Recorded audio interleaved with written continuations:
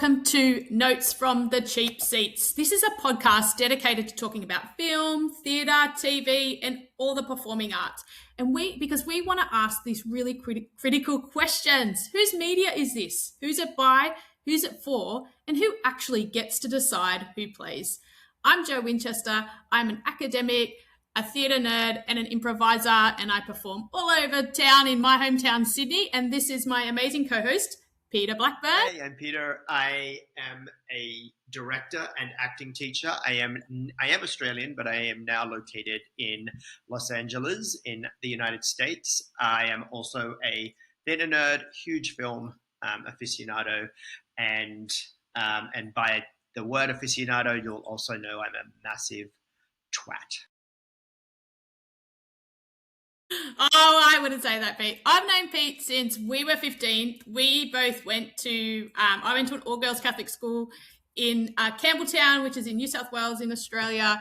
And Pete went to the all-boys Catholic school, and our schools did musicals together. And that's when we met, doing a musical about Superman. Hilarious, what was it called? Right? And then, but if you remember, yeah, we also then went on to work at the local community theatre. They let me local community theatre. We did. They let me out of my boarding school obligations to go and be the theatre nerd that they knew that I was. I wasn't going to play football. Yeah.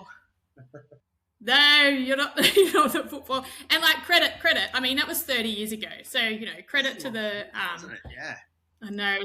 We're very old now. Very. But Pete and I are still really great friends, and we were having a discussion the other day, and we were talking about like theatre and film, and because both Pete and I are from working class backgrounds, I'm from Western Sydney and Pete's from country New South Wales, and we were talking about how so often, I'm more in the community arts side of performance practice, and Pete's in the, elite. But I take what you say, yeah. Amazing, yes. But still we find that there is this there is still this elitist part about whose stories are being told, which are the actor, who can afford to actually be an actor and get trained and put their life on the line to give this a go. And we realized, we have something to say that isn't being said. Yeah. I think you must have rubbed up on me somewhere, Jo, because when we had this argument when we were 15, 16, 17, I can't remember when, but I remember the argument. Yeah. Where you were like, what are you talking about in terms of excellence and, just doing acting and making in your community is. And I'm like, that's I don't know, amateur stuff or whatever. And I've very much come around to your way of thinking, even though I probably work more closely aligned with the entertainment industry part of the arts community.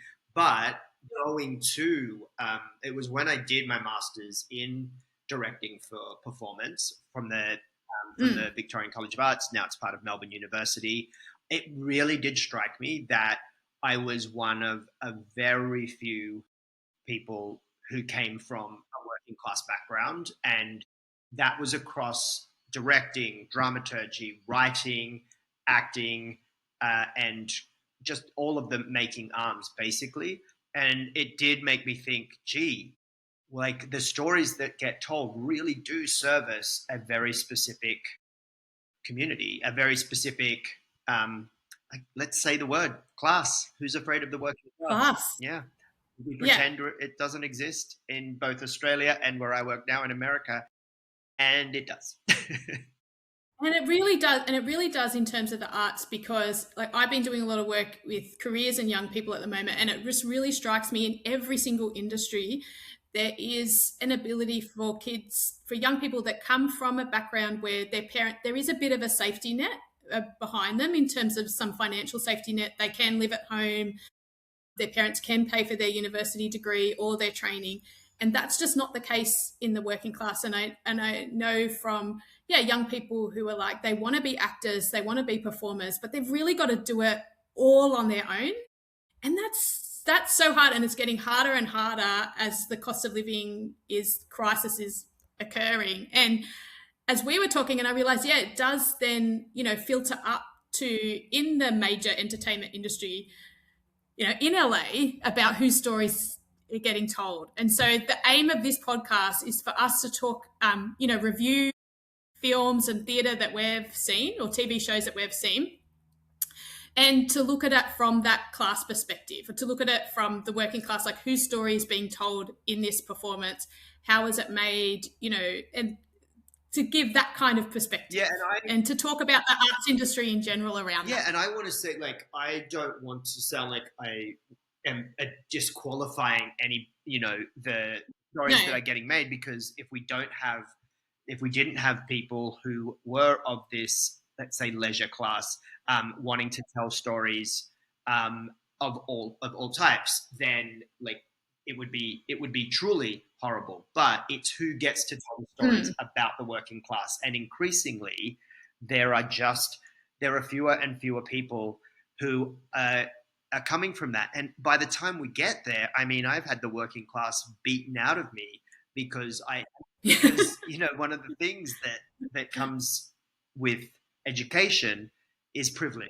Now, I've been a scholarship Yeah. kid, and not to get too personal, but I think it's pertinent, as a gay man who grew up in a particular time and doesn't have doesn't have dependents, doesn't have and didn't when I was going through university and into my into my masters and postgraduate degrees.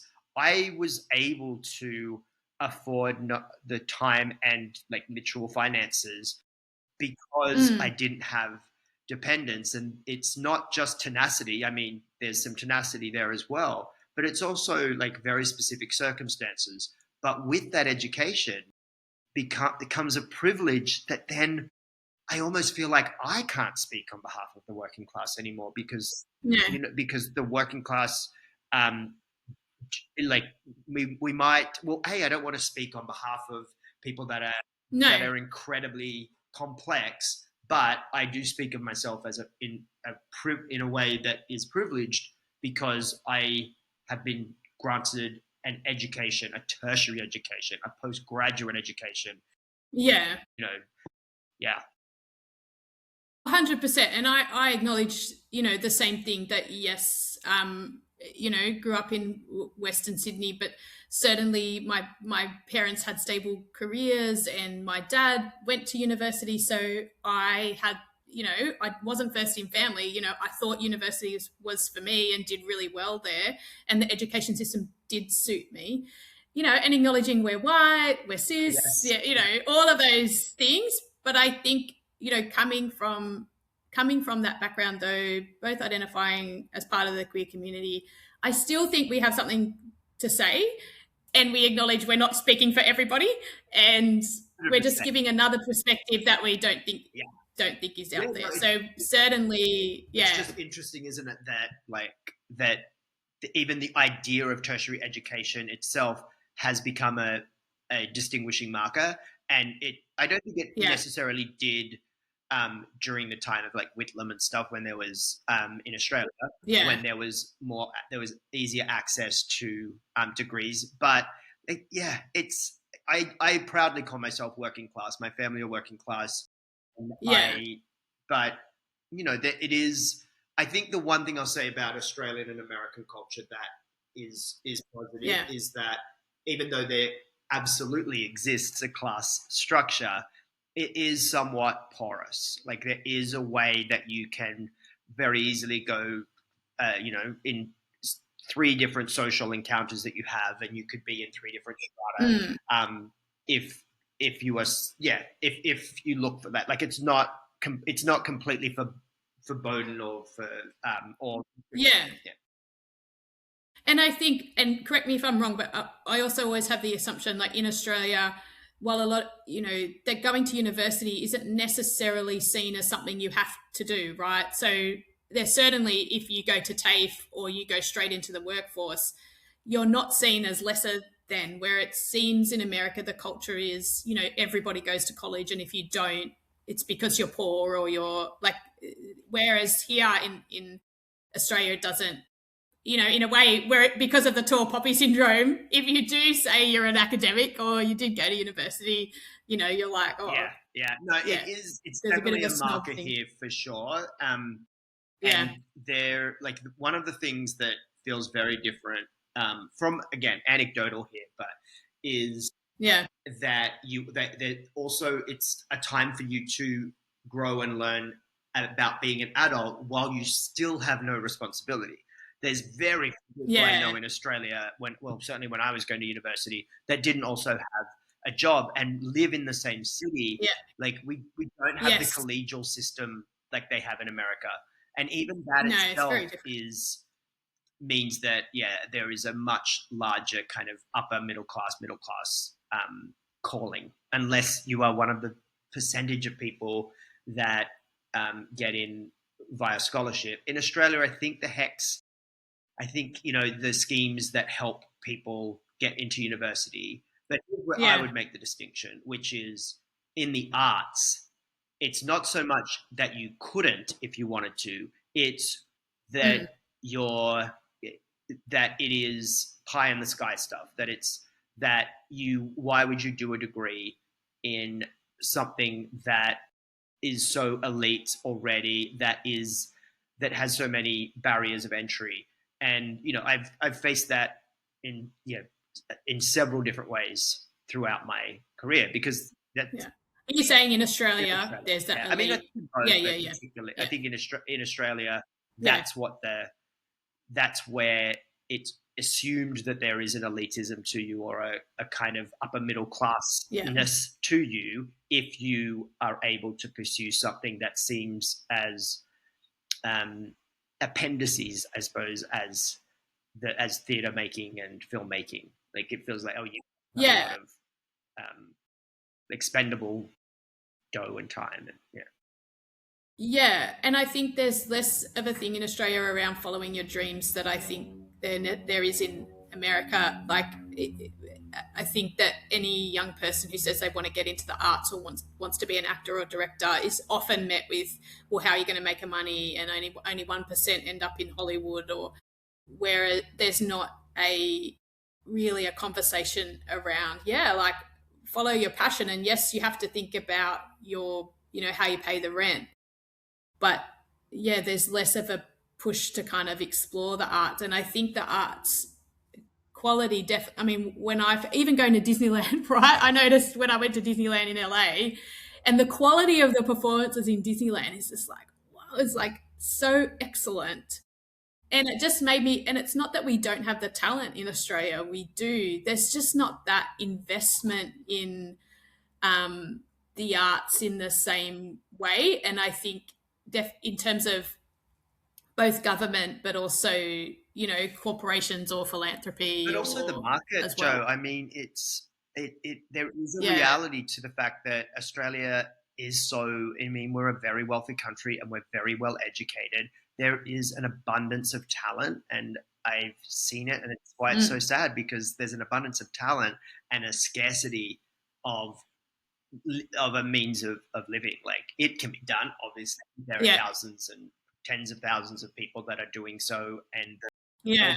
the levels of all of the ways in which the entertainment industry does employ people. It's so much bigger than what Yeah. people can imagine it to be. But you know, I've seen so many talented people give up on acting because the what tends to happen with working class people, with working class Mm. actors, is that it's very hard to marry their make a living, make ends meet job with the space and time and creative inputs required to also stay passionate and relevant in your art. Like it's really disheartening. Mm. And I, you know, because it's part of what I do in teaching and coaching actors, like I cannot tell you how, I mean, if I had a dollar for every time I had this conversation, I wouldn't need to be, Really. oh, like Yeah. that it's that, like, yeah, like, why am I pursuing this? Like, it is, I love it, but there's there's almost an anger that it's like, I don't get to spend any time because the jobs that you require to also be flexible enough to be able to go on auditions, to go to class, to do all Yeah. of that tend to be um, service jobs, and those jobs tend not to be the jobs that are Not fulfilling. or and not fulfilling and not Mm. and barely livable. I mean, they if Yeah, yeah, within yeah. reason.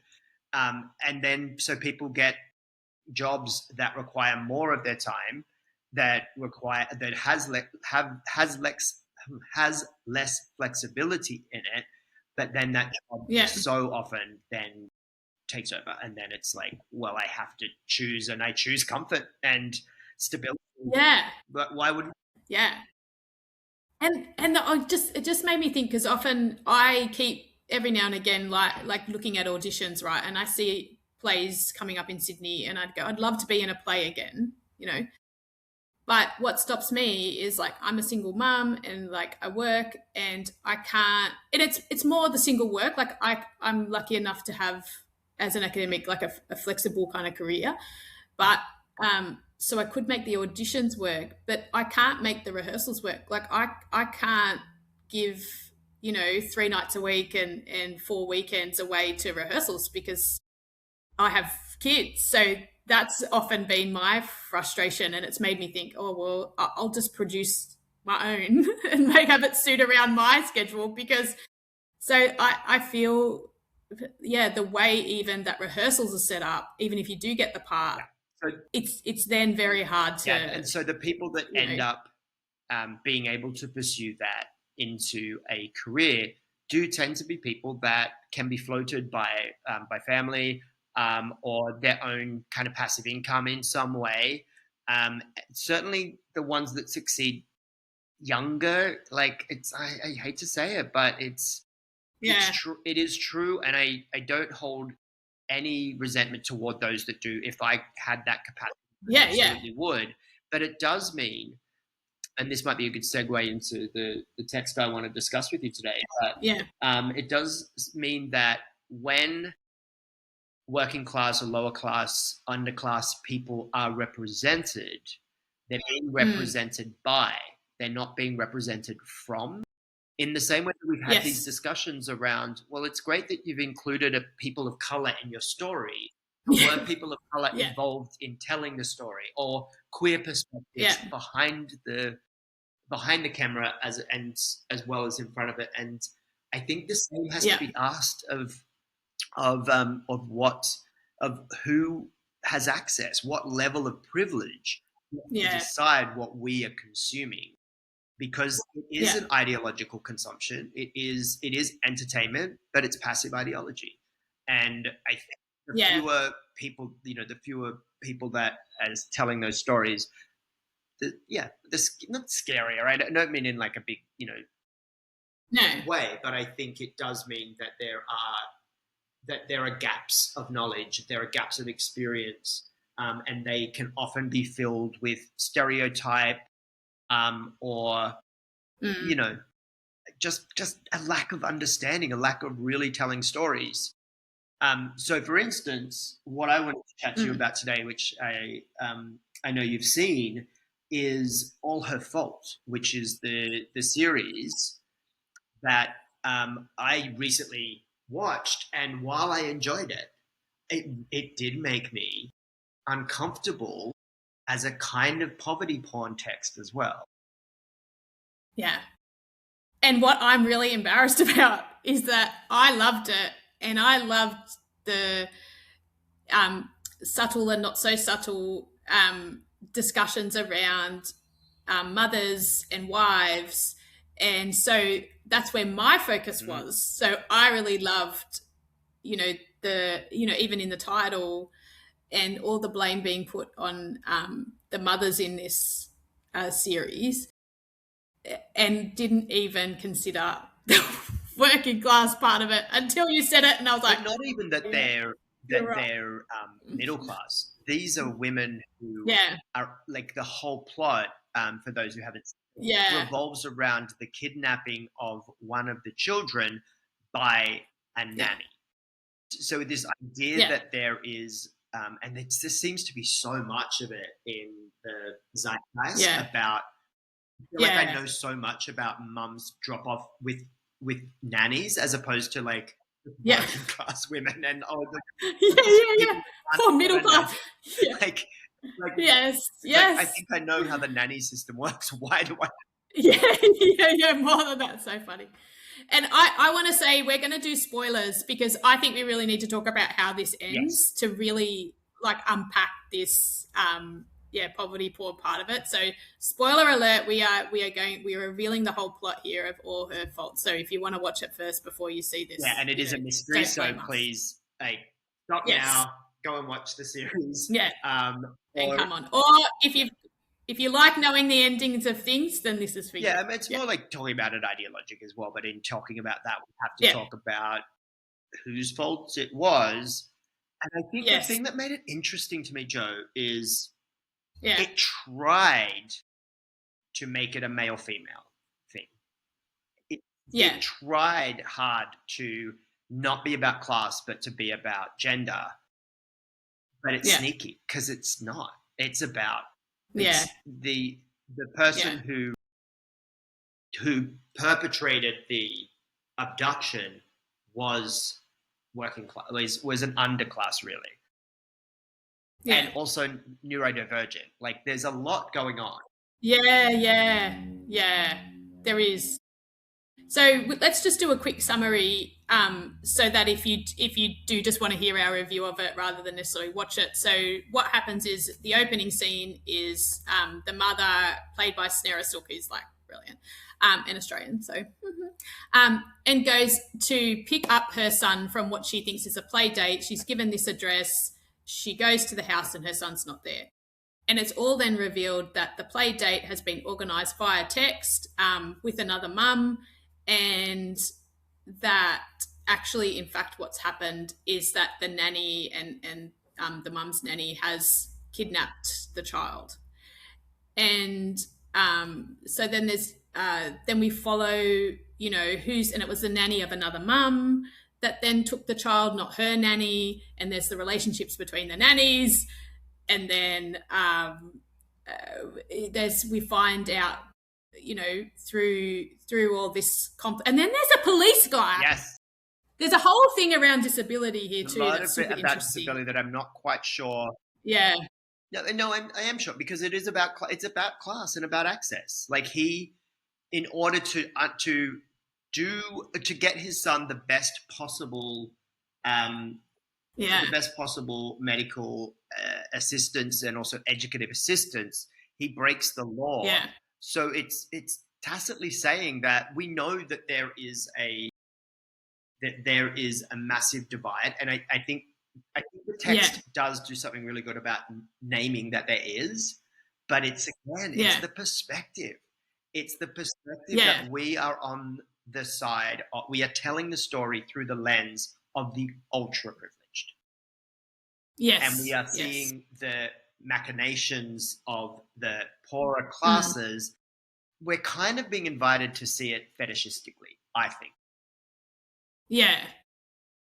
Yes, I agree because the families involved in this are mega wealthy, like, and you know, massive houses, massive jobs, and as you say, have nannies to pick up the kids from school and take them to school and all of those things. And they do explore, or at least I don't think they explore. That's I think my issue with it. They Yeah. do Okay. nod the hat to addiction. There's two types of addiction in the wealthy Yes. family itself. Yeah. Disability. One of the siblings of the Mm. main couple has a physical disability, Mm. but they never really discuss how their immense wealth and access allows them to not really have to deal with any of those issues in a way that most people do. So it almost feels Yes. like let's bring in some topics of the day or some topics that are salacious, but Yeah. let's talk about them in a way that very, very few people actually experience them. Yeah. You know, like I didn't see as someone who knows quite a lot about addiction, particularly alcoholism, which one of the Mm. characters is depicted as having. nothing about that performance felt lived in as an addict. The gambling addict, Yeah, the interesting. gambling addict, Yeah, I know much less about, but nothing about yeah, that performance told me anything about what gambling addicts really struggle with. It was a plot device, but there was no yeah. investigation. No, and he seemed to be okay as well. Like even it was like he'd lost all this money, but actually emotionally and he had really positive and strong relationships and was dating someone and was a good partner. And then in the background, like he's gambling all this money. Whereas, yeah, that yeah, I agree. Addicts at that level are suffering much more than what the drug addict and what the gambling addict are were suffering in that Yeah, and here series for sure. I'm gonna go right for the jugular now, and if it Okay, truly, go. truly turn away, like truly, if you don't want spoilers, I'm gonna really spoil things now. Yeah, But I think the text offers a fairy tale ending in a in yeah, an almost um, what's his name Dickensian way of what we really yeah, want for this child is wealth. Because yes, yes, once we yeah, learn that the child is actually the nanny who stole the child is its mother, yeah, we don't have to spend any time really wrestling with that, because conveniently she gets shot in the face and dies. yeah, And yeah, therefore we are invited as an audience not to have to think about what would happen if that what would be the much more interesting conundrum. What would be, well, what happens, whose child is that? I think it's much better explored in Mare of Easttown, but I don't think we have time to go into that. But it's like yeah, murky. It's really murky. If the mother didn't get shot, yeah, there is a discussion to be had then about, well, this woman has raised it for 6 years, who happens to be wealthy, and this other person who lives mm, in abject poverty. What are the ethics? Like, I think there's so much, it's so much murkier than that. Like, yeah, they allow it to be. And wouldn't it be great if we were also placed, like, well, if we were also magically, um, what's the word? Like, yeah, yeah. Well, actually, take like physically taken from the car seat of a crash and to be placed in the well. and and to placed in a wealthy family, and so with a father who's a con Yeah, and all of yeah. that. And it's Yeah, not that there wasn't like narrative potential. There was. It's yeah, just that, like, we get one episode out of the 8 dedicated to the backstory of the couple who have the child, the working class, underclass yeah, characters who have the child.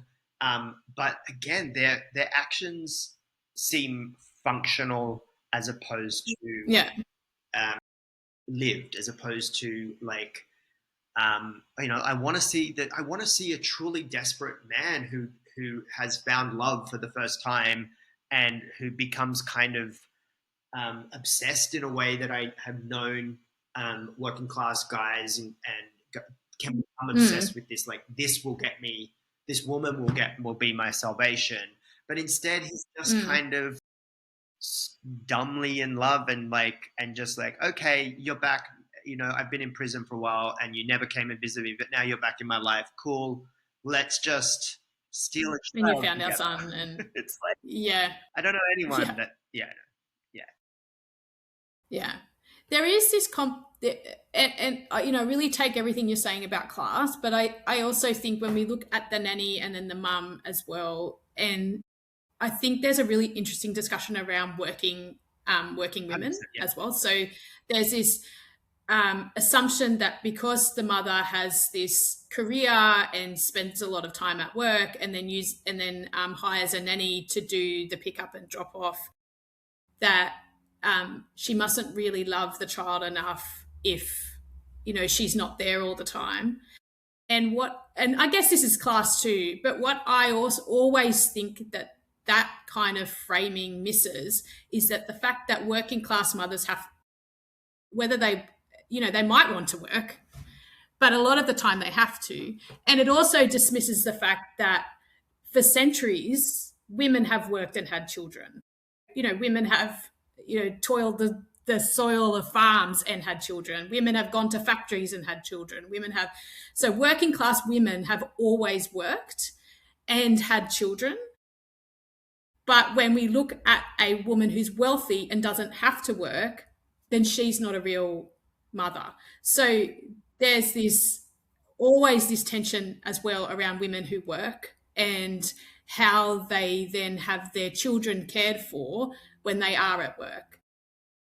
That was, I think, a missed opportunity in this as well, because it is touched on, Yeah. but it's touched on more from the point of view of, well, you don't have to work, so why are you? Yes.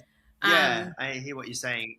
Rather than, even if that boy, ended up with his real mother, his birth mother, she would be working as Yes. well, and the boy would be looked after by, whoever, the next door neighbor, or like someone's still looking after this child who's not the mother. But imagine though, Joe, if Yeah. the story had have been and I challenge anyone to make this story, the child going Yeah. from intense privilege at 6 years old, Yeah. and then having to go back and live in a working class environment with the troubles that come with that. That mother, the grandmother of the child, of our Yeah. protagonist, is hostile and has had clearly, like, she was a good actress. Like, she had her life drained Yeah. out of her. It was a little broad strokes, but she's divorced and not speaking to her. Like, there were real dramas that happened because of inequality. And Yeah. what if we place this precious little child who we can all empathize with, and now we place it the very common experience of simply surviving in working Yeah. class America. I think it was said Yeah. in Chicago. That should concern us. The fact that we didn't Yeah. get to even risk that idea Yeah. I think it played it safe, because it's like, well, why we should be thinking structurally. If we're worried Yeah. about that child going back into a home with its parents, then there are some issues that Yeah. we, education, like inequality, like et cetera, et cetera. And I know that in entertainment, that it's not the job of it's not a teaching. It's specific. It's not what's the word I'm looking for? Pedantic. Uh, anyway, whatever the word is, it's Yeah, but that's that can be a bit of a cop out, right? If we say, oh, it's entertainment, it's just for fun, then if we look at it all like that, then we're, every single entertainment has a political background to it, including and this. if we don't interrogate that and talk about it, then then you're not really being honest about the kind of art that you're making. Yeah, because who's the And audience? it's like, it's okay, yeah, you can make something for fun and still say, what are we actually saying about, human life in this Yeah, performance. because it's. I mean, Yeah. she writes it herself. The author of the book upon which it's based is like, it's Yeah. mummy. It is literature created for mums, but particularly professional working mothers. Yeah. It's almost like this soothing, like, um, this terrifying. We want to go over the edge with, what if our working class nannies are conspiring against us in a web of conspiracy in order to Yeah. take and ransom our children? That's like Yeah. scary part, but the other, the moral part, the part um, that is wearing its ideology on its sleeve, is we need to give working professional mothers, a break. And we do so with, I think, one of the laziest tropes in this genre, which is Yeah. the alpha mom that that is genuinely punishing of women that are working professionally. Like, I've just seen it a lot, bad. Explain that a bit So more. it's like that Christina Applegate in Stepmoms, and it's like the alpha Right. mom that's like makes you like goes out of her way to make you feel bad as a professional working mother. I forget the Oh, actress that right. played her here, but she was the one that's like, so can I put you on Yeah, yeah. the The volunteer volunteer. thing? Yeah, And I yeah, know yeah. it's probably a Yeah, very real thing for professional working mothers. yeah, It's also, I gotta name it, a lot of the lifestyle that they are providing for their child is also creating this tension. Like their children are having, like their children are literally using calendars to define their play dates and their scheduled yeah, activities. Like again, a lot of that is a privileged position, and their nannies are taking them there. The fact they're at these schools where fundraising at this yeah, level is possible. yeah. You know what I mean? Yes, yeah. I think what I yeah, and hopefully I don't get shut down by too many other working mums with this, but I do feel that there is a tendency with these privileged white women framed narratives to have to put these women as martyrs, and I don't think that helps our cause. So even though I absolutely related to, oh, and particularly for me, the one around sleep, where it's the mother that has to work out how to get this kid to sleep because they're breastfeeding, or they're like, it's up to the mum to work out how to get this kid to sleep even though she's working too, and like I so related to that. Or the mum who's like, when do I get a break, when do I go do something for fun?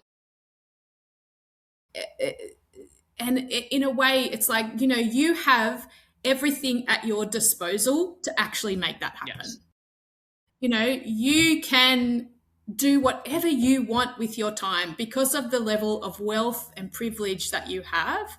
You can make those choices. And yet you get so caught up in the judgment of these other women that you forget that you can say no, and just go, no, thank you. And also, And and that mum's allowed to raise money, she's allowed to ask you, and you're allowed to say no, and you're allowed to say no to your the husband, husband, and that's what you're I was allowed going to get to, at. Yeah. and it's like, sometimes, there's this control aspect to women in these privileged positions that's not really acknowledged, that they do all these things and then they say, why am I doing all of it? And I'm like, well, don't then, Yeah. you know Yeah. 100%. Yeah. And also because here I think like again, I can't speak as a parent at all, let alone a working mother, and I think that they did tackle it really well um, with the labor, what's it called, the division of the labor in the house, yeah, particularly with the Elle Fanning character with her husband. Like it was infuriating. It yeah, was purposefully she was excellent. infuriating of how Yeah, unhelpful that husband was. It was like almost comic. It was yeah, almost mustache twirly. Like, and but I get it. I also think that it's cool. Like, then imagine, use your moral imagination to now mhm, place that in a less privileged environment, when there is yeah, and it's when there isn't discourse, when there isn't literally vocabulary, conceptual ideas around mm, some of the things that are being navigated, that are being asked to be navigated. All of these women have the exact language and the exact understanding of the social dilemmas that they are going through. And I yeah, think that's it becomes really comforting for us as people who are educated, and we're sneaky working class mm, people, so we can say, yeah, it's great when you have mm, all of that language. Let's see what happens when you don't. So my offer to anyone who's like going, well, this is great, what's the alternative, is Mayor of Easttown. I think Mayor of Easttown is a text that really does examine the like what it is to navigate the personal, professional, with children, young children. It's families of different sizes, intergenerational families, where Mm. you don't have that language. In fact, when that language is offered to you, as it is there's a psychiatrist scene where the psychiatrist is trying to help Yeah. the mayor character articulate what she's going through, and she's like, I don't have time. I don't have the time or the bandwidth to Yeah. get the help that is clearly being provided here. But how, that's just another thing that would be on my plate to have to try to manage in my life. Like, yeah. Mm. Yeah. Sorry, I went on one of my notorious diatribes. No, that's okay. You're allowed. You're allowed. It's our podcast. Let me mansplain parenting for you, Joe. Yeah, yeah. Thanks, gay man. Yeah, yeah. No, no. It's just it is just so convenient, the ending, and that's what I think is missing. And while Sarah Snook's character I had a lot of empathy for, and the acting is brilliant, and the creation of that character is so complex and fulsome, and I loved it. And yet I'm so sad for the boy and the mum who never got to parent her child and talk to him about his neurodiversity, his ability to see colors, and all of that. There's That a she was the real, right parent. sadness. Yeah. So, I wonder, and this is, I mean, some way to like branch out now into thinking. I wonder in yeah. its Americanization, this was originally a novel set in Mm. Dublin, in the same way that Okay. uh, Big Little Lies was set in Sydney and then moved to Mm. Monterey.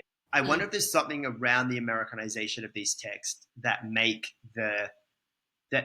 extraordinary what may be Yeah. less extraordinary in these other contexts. I imagine they have to be. I can't imagine there is Yeah. the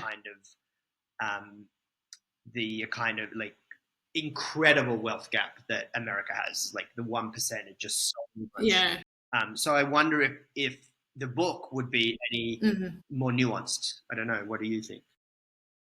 Well, yeah. Now I wish I'd read it. Now you said that, because I actually had downloaded the book before I saw the series, and then got so addicted to the series that I didn't finish the book, and then went back to the book, and I was like, well, I know what happens. So I was like waiting for a bit of more of a gap before I read it. But certainly, I think in Big Little Lies, which I did read before the series come out, there is. I mean, they captured the book really well, actually, in the series. But certainly, that divide is certainly bigger in America, I would think, particularly around health. And I did want to go back and touch on that disability part too, because that as someone who has children with disabilities, although not definitely not that extreme, I did really feel for that policeman and his dilemma around wanting the best for his child, and putting them in this, having him in the disability state school where he was making puzzles all day and wasn't achieving his full potential. He was Um, rewarded that playing. really, Yeah. it really struck me how lucky I feel for the Australian health system, even though it has its flaws, and certainly I can pay for things for my children that certainly other people can't pay for their kids with disabilities. So I still am able to, receive some government assistance, and also feel confident that my children are being educated to the best of their ability. Even if they were on that severe, having a nephew with a severe disability, he had great schooling, and it was free, wasn't paid for. So I certainly was watching that series going, wow, like if that was in the Australian context, that that that narrative around the disability may not have been as stark, because he, you wouldn't have had to put the policeman wouldn't have had to put his whole values on the line for the sake of his child in the same Yeah, way. which is again interesting in that I think if there was a non-comforting version of this text, at least someone to talk Yeah, about, meaningfully talk about what this class divide is, it would be that he's found yeah, out, and that in being found out for breaking the law in order to get something even approaching equality, yeah, he is denied, and what he would yeah, then have to feel about that his poor child. Like Michael Pena is the actor's name. How do we feel yeah, then if we have just watched this other child get, succeed in up the financial ladder, and then to yeah, see this child who we haven't spent as much time with, but we've grown to care about, yeah. Oh, definitely, be yes. rejected. You do. And it's so bad because I did want him to break the law so his kid could get. I was like, oh, I hope you. But then I didn't want you know, the also the son that he was letting get off, you know. Yeah, I think that's the thing. It's like there are things that are being spoken about here, but at least the way that the series adapts the text is that it's all exceptionalism. It's all like, well, you can get around the systematic flaws if you are exceptional. If you have a father that can get you in by, Yeah, or even the way that it really very vaguely skirts around the wealth for our main protagonist and her husband, which was yeah, just a line about, I didn't inherit my money, I made it myself. It's like, oh, cool. Then I guess this yeah. It works, makes it you know, okay. because it's like I can almost guarantee that even if that did happen, the percentage of people that get that kind of institutional wealth, or that kind of institutional privilege and wealth, are, are not Yeah, are yeah, not self-made in the way that they were in. yeah. And not so young. You know, like I think if you're self-made to the extent that they were, you'd be a lot older. Mm. Like, very, I Yeah, agree. When we talk about self-made, it yeah, means, daddy only let me a million, not yeah. I like this discussion because it's like I feel like Yeah, it's not even like let's get angry about no, the lack of realism to it. It's more like, huh, isn't it interesting what we miss out on? Because yeah, I don't think the write up, or let's talk about the adaptation, the script. I yeah, don't think that there was a um, nefarious, deliberate no, attempt to whitewash or to expunge anything. I think it's a genuine blind spot, or yeah, a an inability to see the struggles of anyone other than wealthy as being distraction TV. And it's yeah, addicting. I got it. I love it. I love being in those big, colorful worlds and all of that. But yeah, like, why? Is it like, I yeah. think we need to start asking those Because questions. yeah, and I think what is interesting because I think what's happening, and definitely, Reese Witherspoon, who I absolutely bloody adore, and all the work she's doing in privileging women writers and people of color as well, and like telling those stories, is that we are in this age of we need to talk about the stories of women which have been silenced for so long, right? And that we're going to put women as directors, women as writers, women as actors. We're going to tell stories about women.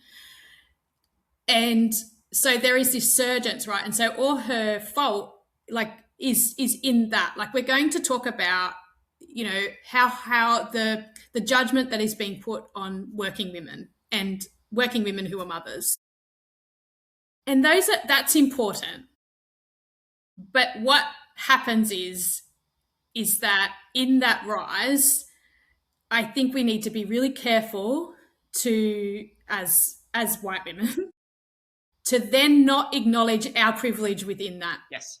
And what um, disappoints me sometimes is that these women are framed as martyrs or they present themselves as martyrs without acknowledging actually the power that they do have. And I say, yes, not as much power as a cis white man, 100%. There are still issues that females face, but that as a cis white woman who's educated and who has a job, you are still miles ahead of people of color, of all of those things. Yeah. And that's where I think Mm. we, now that we are making these stories about women, I think we need to then show, like, show how we can also within those stories also acknowledge our own privilege Mm-hmm. and also bring up with us all those other stories that aren't being told.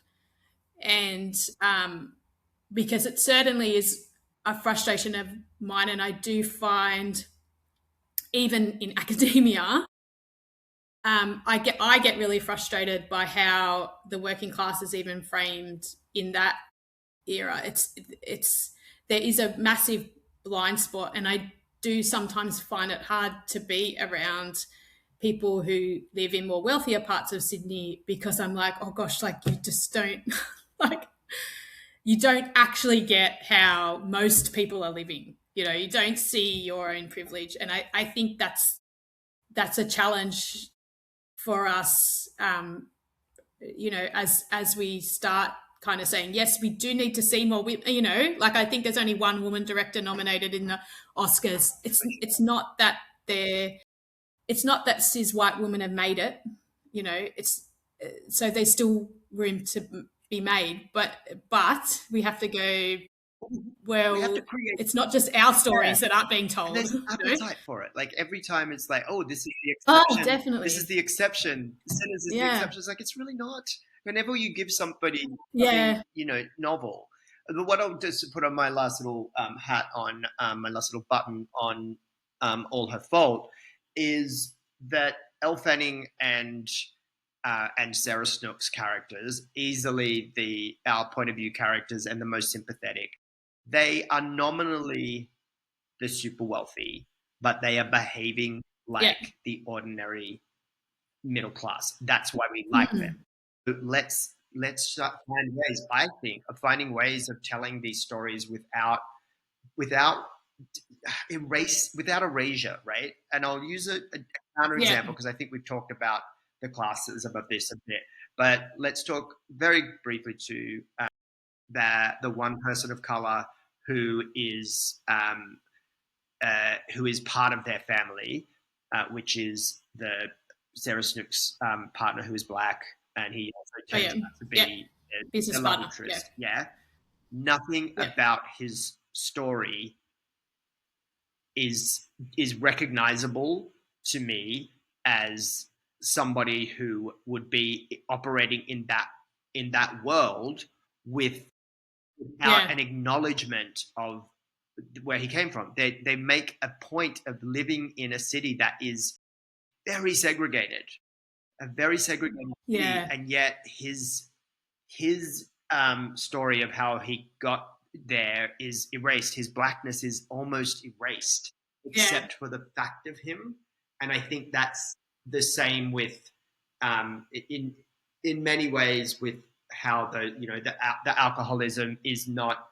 It's just a fact of that person. Narratively, it's not something that is explored. Even the disability, I think, is a narrative conceit. We're not really made to understand what those challenges are, and I think that's Yeah. the problem throughout. To me, it's wonderful if Yeah. you love a good mystery. It's all Yeah. of those things. But if you want, Acting is it's a great and I do think it still has really valuable themes around working yes, women and what makes a good mother, which is done really yeah, well. I would. So I want to see certainly the there main story. are themes that are done well, and like Yes, and and we yeah, could see.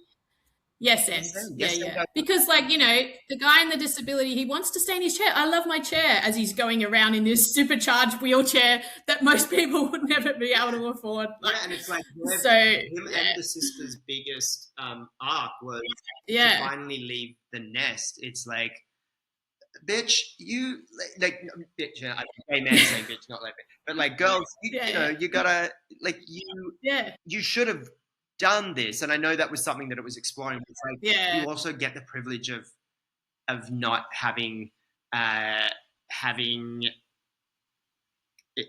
been matured in that way because you are yeah. financially secure. Well, and I know we're wrapping up, but the only thing I will say to that is that I think though that does underplay, and I think it was. I think I would have liked to have seen more the husband's coercive control because that's actually, what why all these things happened the way they did was because of his because he was actually coercive controlling, like that was like domestic abuse both to his siblings and to his wife, and I think he was more framed as evil rather than actually if we could have seen, I think, even earlier bits and pieces in the series around how controlling he was Yes, of his siblings and his wife, because I think that was missed 100%. as Yeah, to well. make a That contrast between yeah, that and the abuse that the nanny gets at the hands of her mother, where you are yeah, immediately mum, understanding yeah, of the abuse that's yeah, so think in true, order to yeah, play him as a red herring as opposed to someone who is involved in it is yeah, there are only consequences by reflection of his actual abuse, yeah, and it's like no, he's like I yeah, I think we needed to see that abuse have a manifest in some way that wasn't the melodrama that it was, which is this the reveal. The reveal yes, becomes the thing that is like, oh, he's a yeah, bad guy, as opposed to no, coercive control is a way that makes you feel diminished and anxious yeah. and has real world consequences. And they don't. Again, it's not explored. Yeah, and it would have been a nice contrast to say Elle Fanning's husband, who was just kind of hopeless. Like he wasn't controlling; he was just selfish, right? To Sarah Snook's husband, who was and I think they could have had more instances earlier on, where because that's kind of what happens in coercive control relationships, right? It's like little things that happen over years and years and years, and then once it ends, you go back and went, man, like I can't believe Yeah. I. I also So wanted to just the yeah, reality of that relationship. I was so mad in the first yeah, episode where he was like, I've got my Quizix thing. It's like you live in that house. This extraordinary house, and you do yeah. Quizix at a school. Clearly, your wife is the income earner. You are everything that is going on for that woman, or kiss your house. Yeah, I know. Yes, you want to keep I your couldn't house, dude. imagine Like you're not earning that house yeah, on the a teacher's reality of the wage, mate. situation wasn't landing for me Yeah, because I'm like, he's not the yeah, breadwinner in that family. Like, there's yeah, no, yeah, yeah, the audacity of him to be doing that. And again, it doesn't speak to a reality that I yeah. understand, and that I would imagine that if you No. are the lesser earner you don't jeopardize your relationship or jeopardize your income by denying your wife the capacity to do a Uh, I think that can happen yeah. though. In it's like an ego. Yeah, like pulling her down, a notch Mm. makes his ego less. Yeah, More to discuss with it. but yeah, This I know we got to stop. How good. So that was our first episode, Notes from the Cheap Seats. We're going to produce this weekly, and we're going to do things like today where we both have seen a show and we're going to talk about it, but we're also going to do episodes where only one of us is going to review something and the other one's then going to ask questions about it. So we've got like a few ideas. If there are any shows you want us to review or theatre, film, TV shows, please let us know. We'll pop our details in the show notes so you can get in contact with us. But thanks so much for joining us. Love to hear your feedback, positive or negative. Otherwise, we'll see and hear you all, or you'll hear from us anyway next week. Amazing. Happy times in LA, Petey. See you later, Joe. Bye. Bye. Bye.